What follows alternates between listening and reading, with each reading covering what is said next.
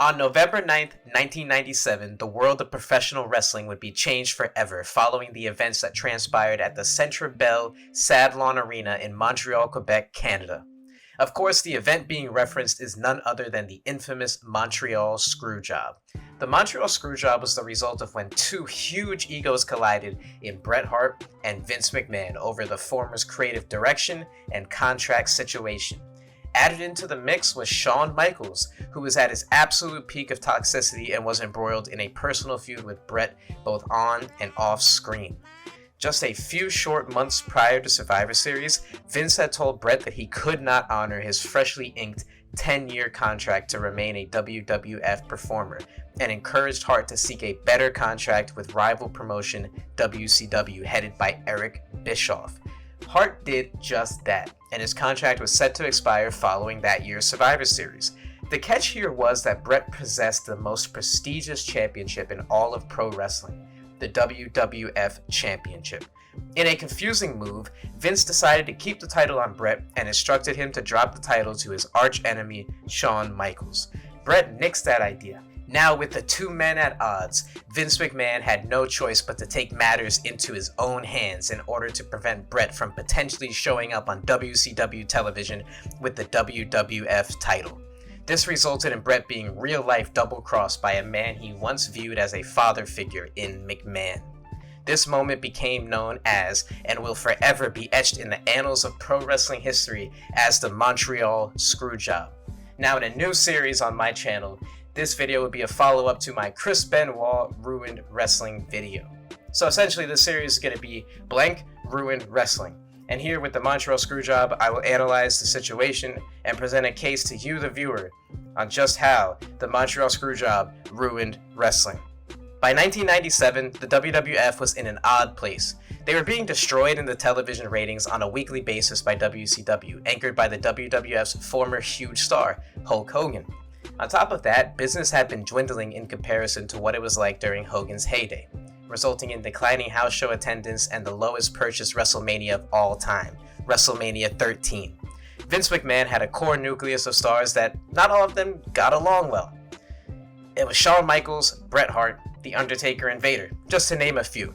Shawn Michaels was notoriously a huge jerk to deal with backstage. More to come on that in a future video.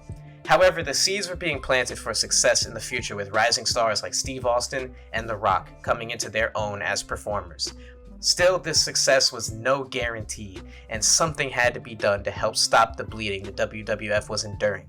The WWF's wrestling style simply was not the cool thing or the it thing in pop culture, thus forcing Vince McMahon to reevaluate his business model. He was going to stop touring the nation and downsize the WWF into a regional promotion that would largely base out of its home area of the Northeast. There would be an emphasis on European tours as well during this time, and that was in large part thanks to Bret Hart.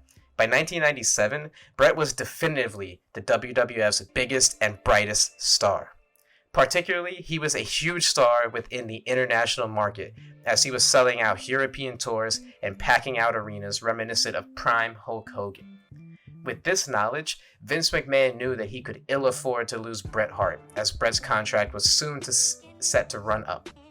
Vince knew Bret's value and knew that Bret would want a significant amount of money, and quite frankly, Bret was worth it. So a deal was struck by the two sides, and Bret signed a record 10-year contract that also included an additional 10 years with a role in the backstage following the end of his in-ring career.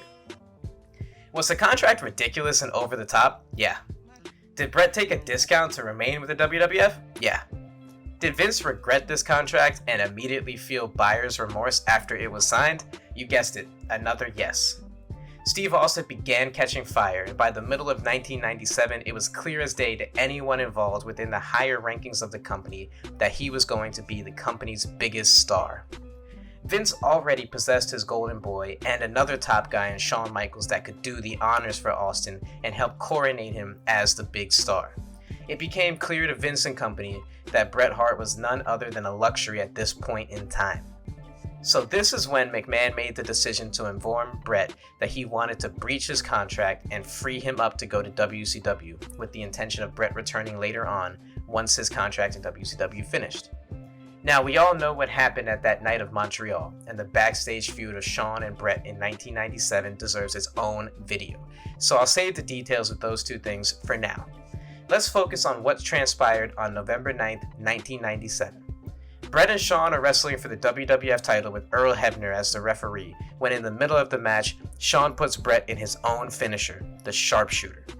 Immediately once the hold is locked in, the referee calls for the bell and Shawn is announced the winner and escapes through angry crowds of people to exit the arena.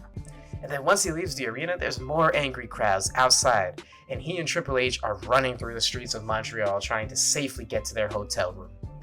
Bret Hart, he's left in the middle of the ring looking foolish and heartbroken. He spits on Vince McMahon and then proceeds to punch him out and give him a black eye in the locker room. Now here is where the wrestling world changed with the most significance. It is not necessarily the events that occurred in the ring that changed things. It is what happened backstage. Firstly, Bret had a documentary crew following him around as they were filming his documentary, Wrestling with Shadows, which gave the viewer insane access to the happenings backstage, and even caught a moment on camera when Bret asked Shawn if he was in on the Screwjob. This type of access was never before seen and arguably gave birth to this notion of wrestling fans being more interested in the backstage happenings of wrestling, such as the booking of wrestlers, who is unhappy with their position in the company, spoilers, and so much more. The following night, Vince McMahon decided to open the door of reality that much further when he addressed the situation head-on during a sit-down interview with Jim Ross. McMahon, with a black eye, discussed a real-life situation very candidly and blurred the lines of just what was reality and what was entertainment. He eventually uttered the famous words, "Bret screwed Bret," and the hottest heel the wrestling world has ever seen, the evil Mr. McMahon, was born. With that became a booking style that would eventually allow the WWE to surpass WCW in the ratings and eventually win the war. In the meantime, they became a publicly traded company, an international conglomerate, all at once.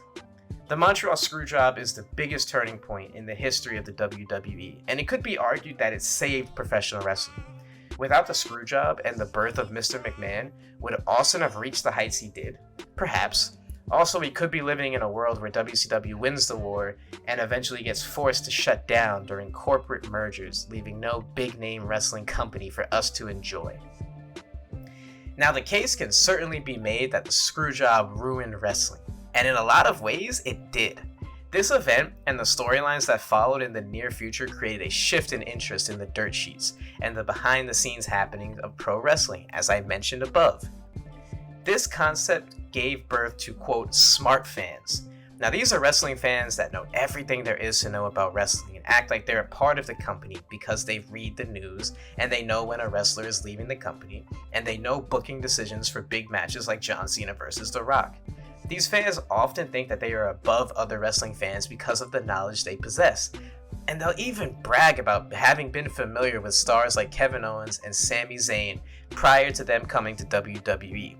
These fans have ruined countless matches and hijacked countless shows, notably Brock Lesnar vs. Goldberg from WrestleMania 20, or just about any Raw after WrestleMania from like 2013 on.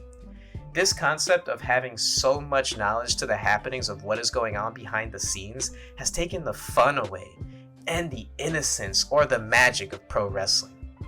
I often wondered what it would be like to have grown up in an era like the late 1980s. Where sure, people thought wrestling was fake, but it wasn't thrown in everyone's face on a consistent basis. So it was possible to sit around and watch Hulk Hogan wrestle the Ultimate Warrior, and just be lost in it. At that time in 1990, a very small portion of the audience was interested in the rumors, and they were the ones reading The Observer. The rest of wrestling fans were just enjoying the entertainment that was put in front of them. Would Hulk Hogan have gotten so over and became a huge star if the narrative of him being a bad in-ring worker was around back then the way it was around when Cena was in his prime? Maybe not.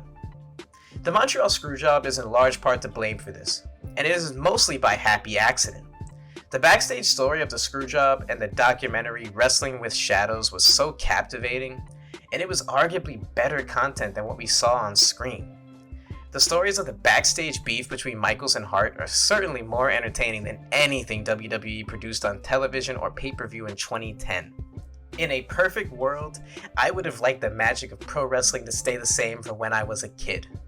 I thought it was real while watching Batista beat up Mark Henry on SmackDown or when Edge was slapping John Cena's father on Raw. The Screwjob robbed that from us, and nowadays I have to avoid social media for periods of time if I don't want to be spoiled. Seemingly everything is spoiled, like Brock Lesnar's big return in 2012, CM Punk's return to wrestling for AEW in 2021. Yeah, sure, those were monumental all-time great moments, even given the spoilers. But I can't help but imagine if the WWE was in a place that movies are in, where the viewer has no idea what is going to happen at the movie theater until they watch it unfold. CM Punk's 2021 return would have hit 1,000 times harder had it not been spoiled weeks out by news sites, and I know that. All in all, I'm not too sure how this video will be received, but I wanted to put it out since I have been thinking about this topic for some time. Well, there you have it. This has been another edition of Wrestling Uncovered, and if you made it this far, please give this video a thumbs up and subscribe to the channel while you're at it. Have a great day everyone, and thank you so much for watching.